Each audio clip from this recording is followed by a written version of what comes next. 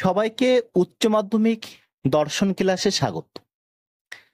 আজকের এই ক্লাসে আলোচনা করব 2025 সালে উচ্চ মাধ্যমিকের যে রায়মার্টিন কোশ্চেন পেপার বেরিয়েছে সেই কোশ্চেন পেপারের দর্শনের পেজ নাম্বার 454 পেজের মডেল কোশ্চেন পেপার 3-এর যে এসএকিউ কোশ্চেনগুলি আছে সেগুলি আলোচনা করব। 1. সিদ্ধান্ত বাক্য কাকে বলে? যুক্তির অন্তর্গত যে বচনটি সত্যতা প্রমাণ করা হয় তাকে সিদ্ধান্ত বলে। 2. আই বচন মিথ্যা হলে এর অধীন বিপরীত বচনটি সত্যমূল্য কি হবে? দেখো, প্রথমত অধীন বিপরীত বিরোধিতা হয় আই আর ও বচনের মধ্যে। তাহলে আমাদের মনে রাখতে হবে, এই ছকটা মনে রাখতে হবে। এই কোনাকুনি বড় হাতের টি, এই কোনাকুনি বড় হাতের এফ, আর এই ঘরে ছোট হাতের এফ, এটা টি, এফ, টি, আর এইগুলো হচ্ছে ডি, মানে সংশয়াত্মক, ডাউট।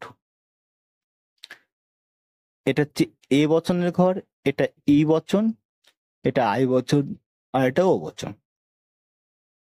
তাহলে এবার প্রশ্ন বলেছে আই বচন মিথ্যা হলে অধীন বিপরীত বচনটি সত্যমূল্য কি হবে? তাহলে আই বচন মিথ্যা, এই বড় হাতের এফ আছে, আই বচন মিথ্যা হলে ও বচন কি হবে? সত্য হবে। তাহলে উত্তর হবে সত্য। 3 দাগ, বচনের বিরোধিতা কত প্রকার ও কি কি? বচনের বিরোধিতা 4 প্রকার, যথা বিপরীত বিরোধিতা, অধীন বিপরীত বিরোধিতা, অসম বিরোধিতা, বিরুদ্ধ বিরোধিতা। অথবা অসম বিরোধিতার ক্ষেত্রে কোন বিষয়ের পার্থক্য থাকে? পরিমাণের। 4.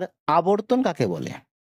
যে অমাধ্যম অনুমানে যুক্তিবাক্যের উদ্দেশ্য পদ ও বিধেয় পদ সিদ্ধান্তে ন্যায়সঙ্গতভাবে স্থান পরিবর্তন করে এবং গুণের পরিবর্তন হয় না, তাকে আবর্তন বলে। অথবা ই বচনের বিবর্তিত বচন কোনটি? দেখো, ই বচনকে বিবর্তন করলে বিবর্তিত বচন হবে এ বচন। 5. প্রাকল্পিক নিরপেক্ষ বচনের আকারটি কিরূপ? দেখো, শুধু বচন বলেছে, প্রাকল্পিক নিরপেক্ষ বচনের আকার। তো যদি মেঘ করে থাকে তবে বৃষ্টি হবে, এটি হচ্ছে প্রাকল্পিক নিরপেক্ষ বচন। আর যদি আমরা আকার লিখি তাহলে কি হবে? পি ইমপ্লাইজ কিউ, এটি হচ্ছে এর আকার। অথবা হয় পি অথবা কিউ, পি অতএব কিউ নয়, এখানে কি দোষ ঘটেছে? তাহলে আমরা যদি লিখি সাংকেতিক আকারে তাহলে কি হয়ে লিখবো? পি, দেখো অথবা তাহলে কি হবে? ভেল হবে, পি ভেল কিউ। তারপরে বলেছে পি, আর অতএব কিউ নয়, তাহলে অস্বীকার কিউ।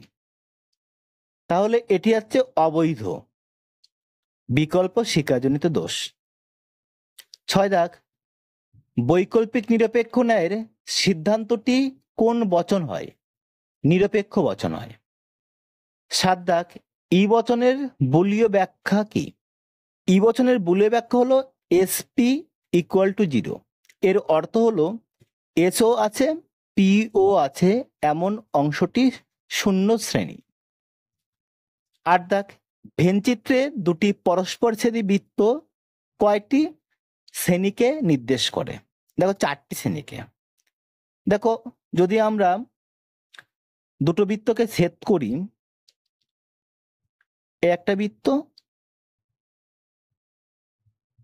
আর এই একটা বৃত্ত, তাহলে এখানে আমরা লিখবো এসপি, এসপি, এসপি, এস এর মাথায় বার, পির মাথায় বার, এখানে পির মাথায় বার, এখানে এস এর মাথায় বার। তাহলে কটি শ্রেণীকে নির্দেশ করে? দেখো, এ একটা শ্রেণী, এ একটা, এ একটা, এ একটা। তাহলে মোট 4টি শ্রেণীকে নির্দেশ করে।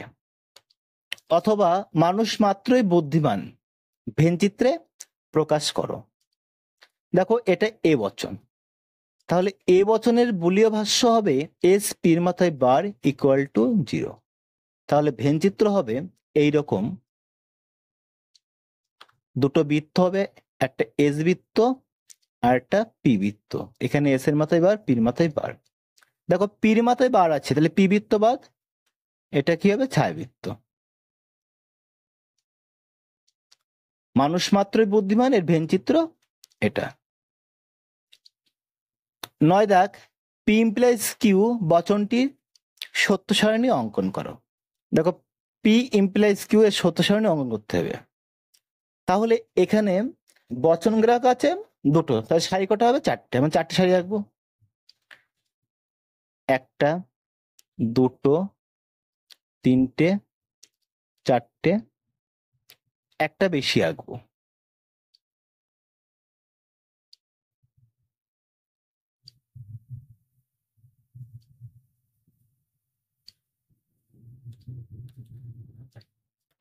তাহলে পি আর কিউ, আর এখানে পি ইমপ্লাইজ কিউ। তাহলে এক্ষেত্রে প্রথম দুটো টি হবে আর পরের দুটো এফ। এটা টি, এটা এফ, টি এফ। দেখো ইমপ্লাইজের সূত্র T F F, T F F, আর বাদ বাকি সব টি। তাহলে এটা হবে সত্য সারণী পি ইমপ্লাইজ কিউ। অথবা যদি পি ডট কিউ সত্য হয় তাহলে কিউ এর সত্য মূল্য কি হবে? দেখো পি ডট কিউ এর মান কি বলেছে? সত্য বলেছে। দেখো ডটের সূত্র কি? টি টিতে টি। তাহলে আমরা পির মান কি পেলাম? টি পেলাম, কিউর মান টি পেলাম। তাহলে কিউ এর সত্য মূল্য কি হবে? সত্য হবে।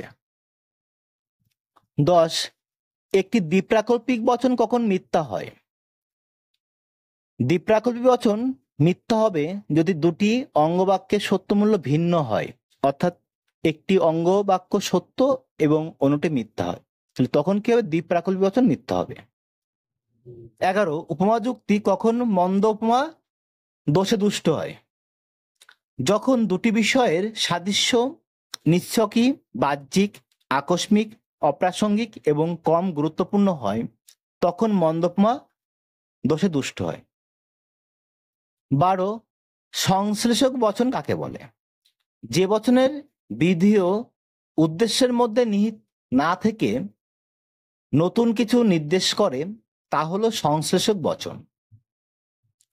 অথবা একটি সামান্য সংশ্লেষক বচনের উদাহরণ দাও। সকল মানুষ হয় মরণশীল। 13, লৌকিক আরোহ অনুমানের অপর নাম কি?